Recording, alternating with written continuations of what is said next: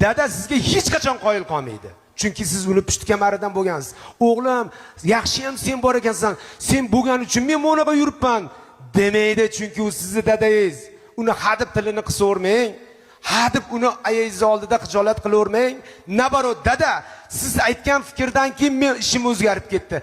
Siz aytgan, siz hali bergan pulingiz barakali ekan, ko'payib ketgandan keyin uni sabab chiqib qo'yaylik. Dadani sabab chiqib qo'yaylik. Dada, agar siz bo'lmaganingizda o'sha ish bo'lmasdi deb dadangiz tili uzunroq bo'lib tursin. Ayingiz oldida, chunki sizning ham xotiningiz bor, bolalaringiz oldida tilingiz qisilmaslik kerak-ku. U dada bugun bor, ertaga yo'q, ertaga siz fil olib bersangiz ham qaytib kelmas ekan. Dadamizni hech qachon tili qisilib, gapi bo'linib qolishini xohlamaymiz. Dadamiz gerdayib yursin. Chunki biz dadamizga nima?